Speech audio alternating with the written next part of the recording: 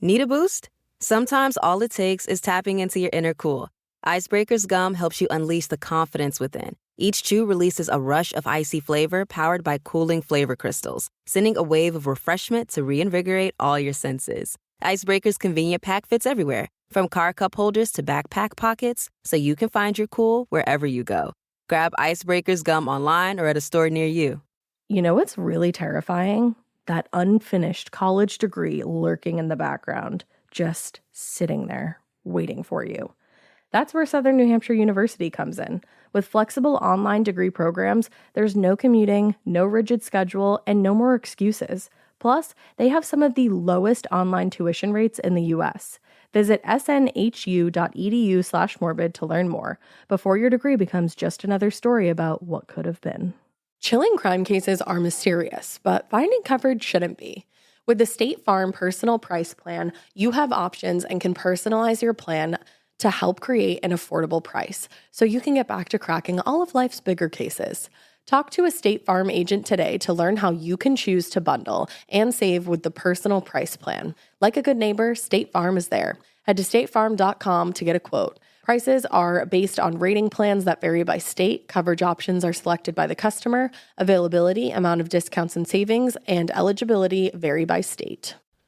Hey, weirdos. My name is Ash, and I'm sitting here with somebody that you might know. I am freaking out a little bit. I feel a little bit starstruck. I feel a little bit of butterflies in the tum-tum area because I'm sitting here and she's just really hating this. But I'm sitting here with a published mother bleeping author. I don't know if we can swear on this version. We totally can. I'm sitting here with a motherfucking published author, Alaina Urquhart. Hey. She wrote a goddamn book, tinyurl.com/The Butcher and the Wren. Thank you. Or you can officially get it in stores today. It's true. It's pub day. It's pub day. It's pub day. The baby is out in the world. I'm so proud of you. Congrats. Spreading its wings. Thank you so much. How do you feel?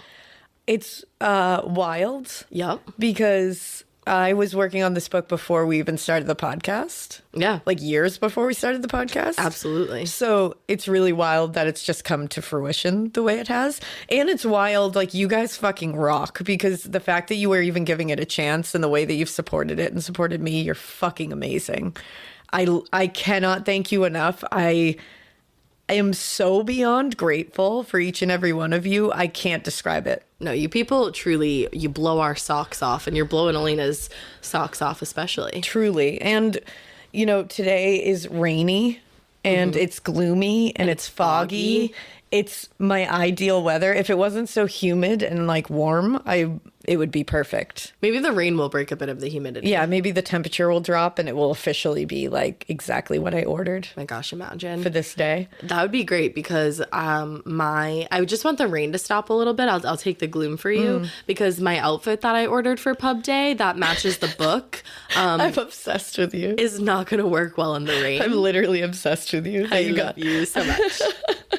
That's amazing. All right. Well, I figured that, well, I didn't figure, but like I'm sitting here acting like I made this up. But I thought I could ask you like a couple questions just for pub day for like the listeners and the new readers and everything to kind of hear a little bit more about the process and like the inspiration and all that. So can I ask you some questions? And this is like a little bonus episode.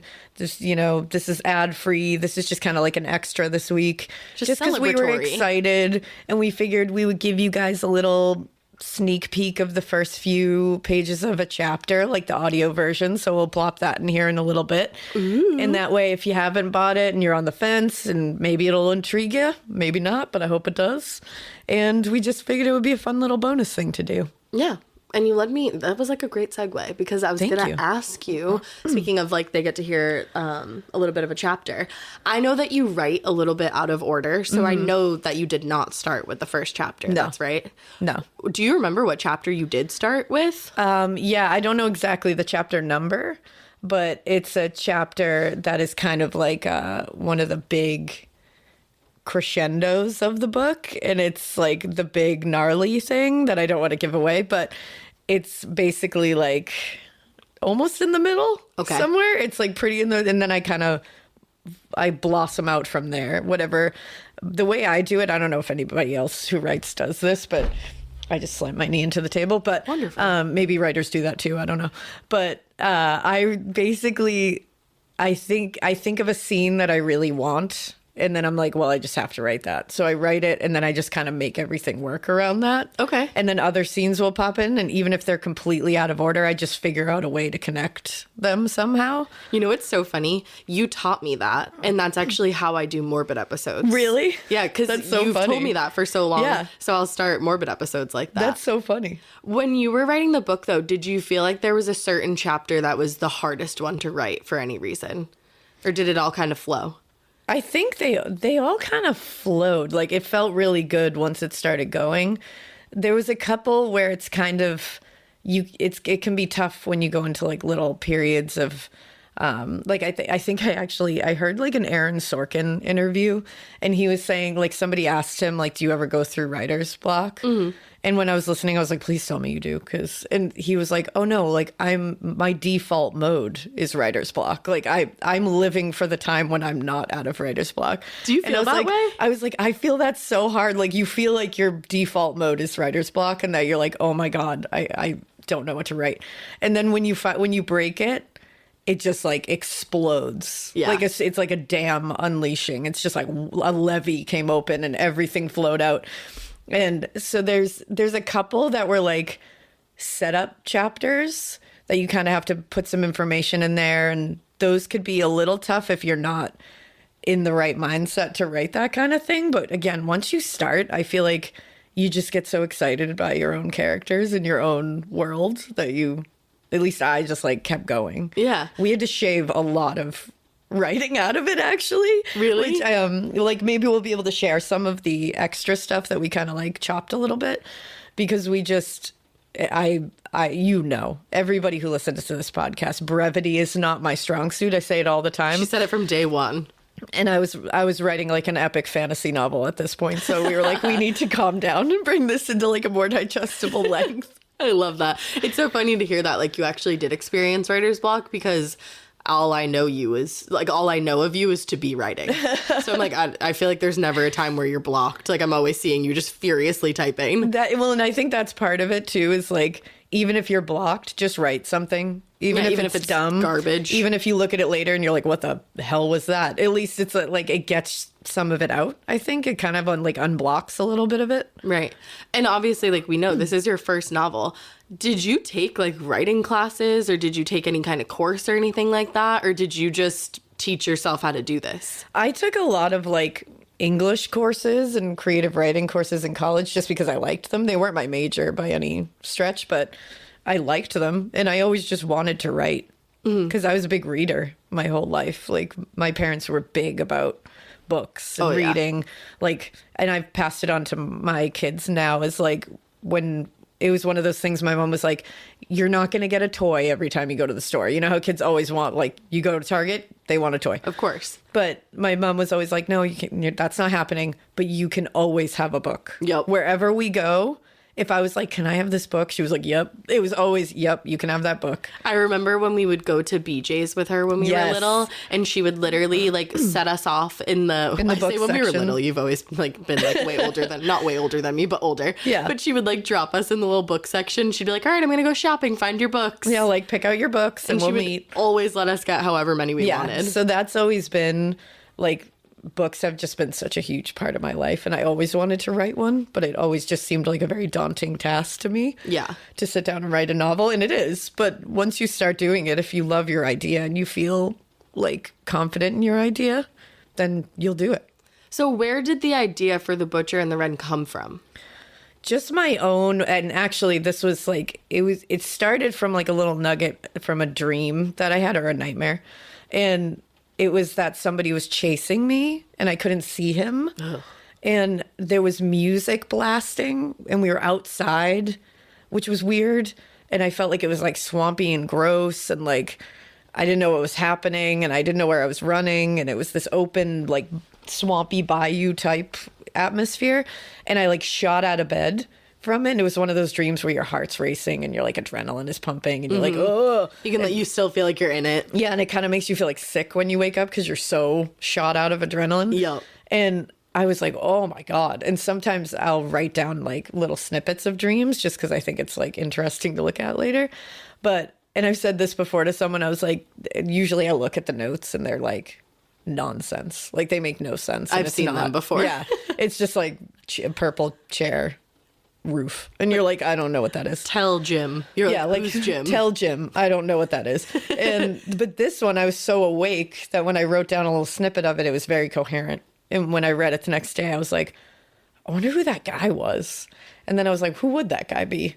And then I just started thinking about it. And I was like, I'm going to write like just a little page down and see if it's like sounds scary.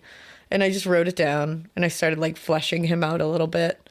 And then I started like really enjoying writing him. And this is Jeremy. Yeah. And I really wanted to know more about him. So I started coming up with like backstories for him and what would be like, would he be clean? Would he be dirty? Like, would he be like, Otis Driftwood from House of a Thousand Corpses, or is he like a Hannibal Lecter? Like, more the where latter. is he?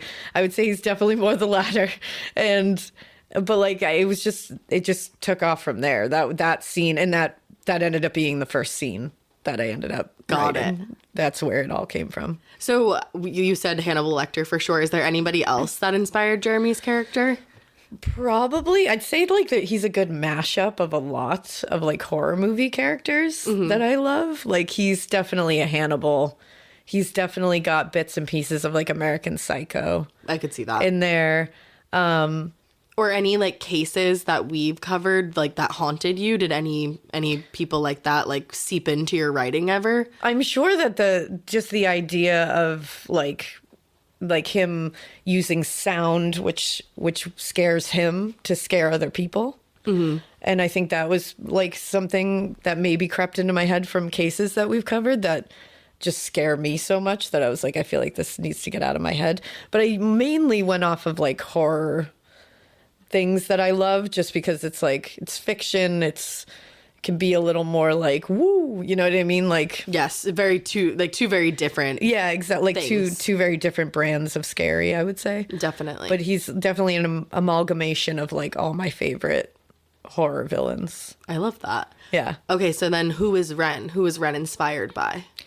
Wren is like who I want to be. Like Wren is like everything. I feel like Wren is who you are. I appreciate that. I do. I put like little pieces of me into Wren, but she definitely has like traits that I like strive for as well. So I think she's just kind of like the goalpost. Okay. For me, she's like a goalpost character of like that's the goal. Right and there. The book is told from Wren's point of view and Jeremy's point of view. We have dueling points of view. Yeah, and it goes back and forth. So sometimes you're going to get a scene from Wren's point of view and you'll get the same scene from Jeremy. So you get two very different ways of looking at a scene, which I that was fun to write. I feel like I know these people. Like, I feel like I'm talking about people that like live over there. I know, because we've talked about it so much and I've been like, well, I think I'm going to have Jeremy do this. And like I've talked about them like they're real people. So they become real people. They do.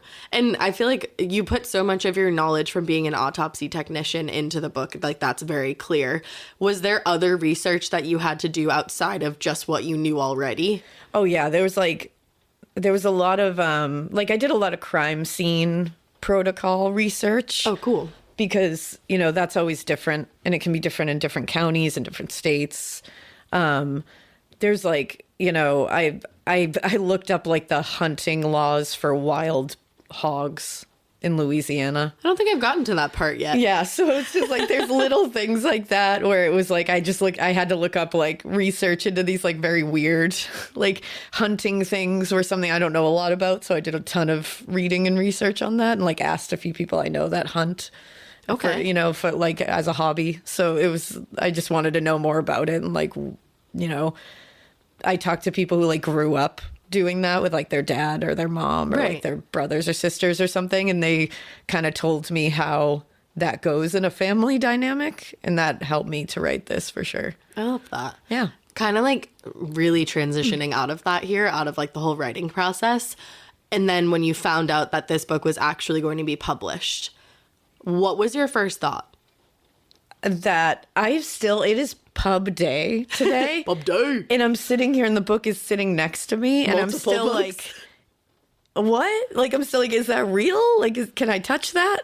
Like, we're going to go into like a store later just to look at it because I just want to see it in a store. Like, it's just such a wild, I think any writer and any author will agree that it is a very tough process, like mentally, emotionally. Oh, yeah. Physically sometimes.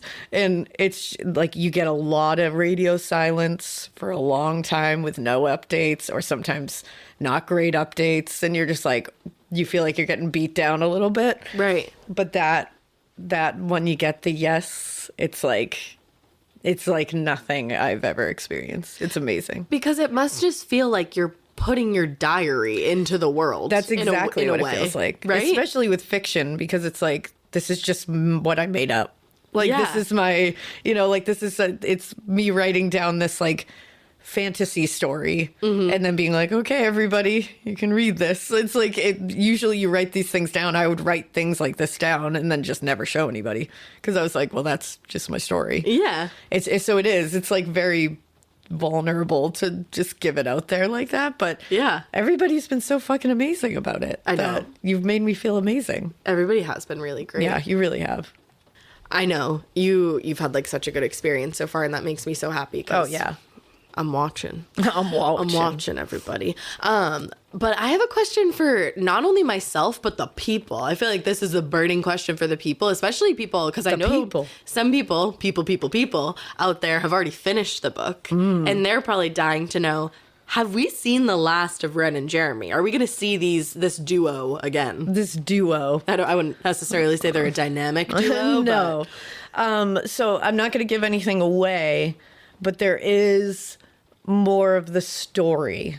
Okay. For sure. I'm not saying that you're going to see both of them Got it. again, but I'm not saying you won't. Okay. I'm just saying the story will, we want to continue the story for sure. Spoken like a true author. She's like, I don't know. You might don't get know. it. You might not. Well, I've already started continuing the story, so it's still going, but I won't let you know who is involved. I already know because I got to read a little bit. Ha ha. But for those of you who haven't heard any of this book yet, we are going to include a little snippet at the end here of, I think is it the first chapter? A portion of the first chapter. Portion of the first chapter, and it's coming right up. So keep listening, keep buying copies of the book. Woo! And what do you want them to keep doing? Keep being awesome and be kind to each other and support each other and high five each other. Yeah, and if you think that you have an idea to write a book, fucking do it. And write a fucking book if you want to. Do it. You can do it. I promise you. Even if it takes years and years, you'll get it done. Hell yeah. Do it. Now it's time to make that hotline bling. You'll get that reference in a second.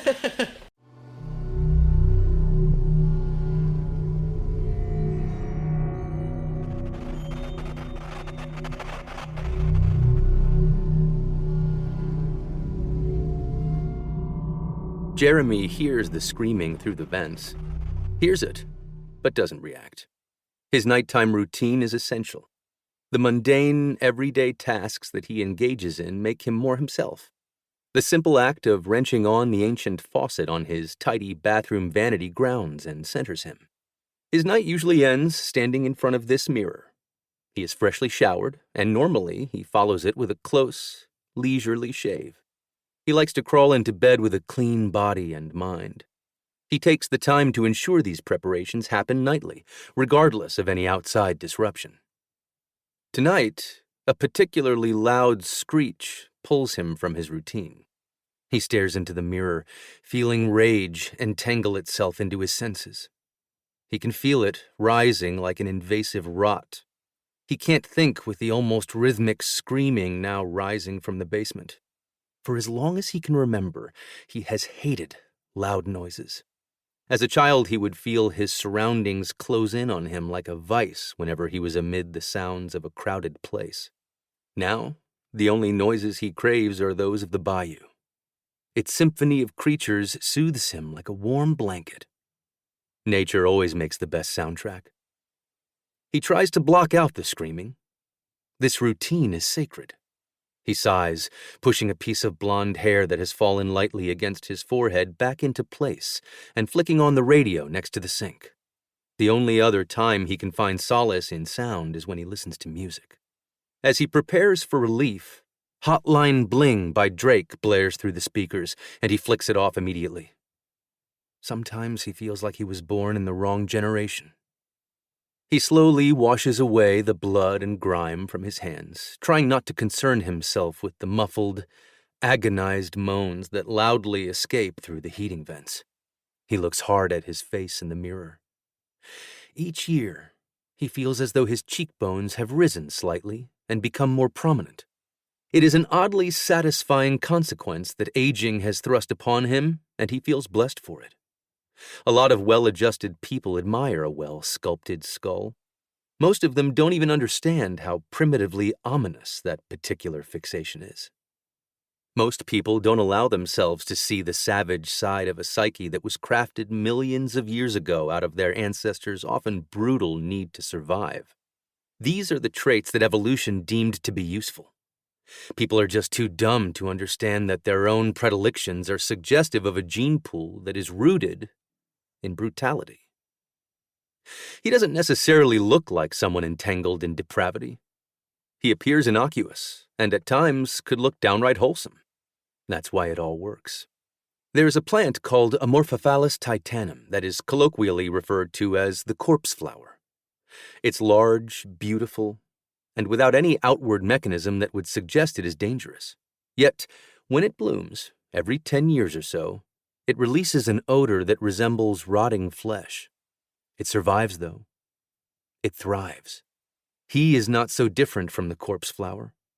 People flock to this curious plant, and it has cultivated a base of admiration despite its quirks. Tomorrow is Thursday. Thursdays are his Friday, but he truly hates when people say things like that. Regardless, he has enjoyed the luxury of taking Fridays off work since he started his second year at Tulane University's School of Medicine. Even though he has some classes to slog through, Fridays are the beginning of his weekend. His weekends are when he gets the most work done. He is particularly excited because he has real plans for his current house guests this upcoming weekend. Of course, executing those plans to their full potential relies on his ability to add one more to their group. Emily would indeed be joining them. It had been weeks of analysis after first initiating their partnership in biology lab, and he is now sure that she would bring the challenge he is craving. Emily jogs a few times a week and doesn't seem to fill her body with trash, so she likely has stamina. She lives with 2 roommates in Ponchatoula, where they rent a large old home together off campus. Aside from her willingness to reveal too much about herself to her new lab partner, she is competent, self-reliant, and intelligent, all of which would serve her well during his game.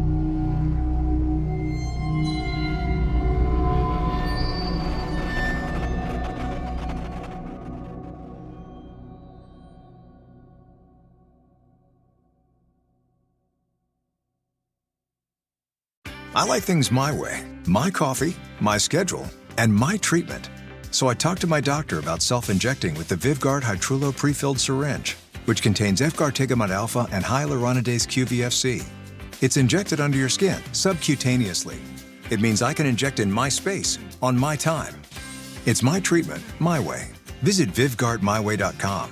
That's VYVGART myway.com. And talk to your doctor about Vyvgart Hytrulo, brought to you by Argenx. Hi, I'm Angie Hicks, co-founder of Angie. When you use Angie for your home projects, you know all your jobs will be done well. Roof repair? Done well. Kitchen sink install? Done well. Deck upgrades? Done well. Electrical upgrade? Done well. Angie's been connecting homeowners with skilled pros for nearly 30 years, so we know the difference between done and done well. Angie, the one you trust to find the ones you trust. Find a pro for your project at Angie.com.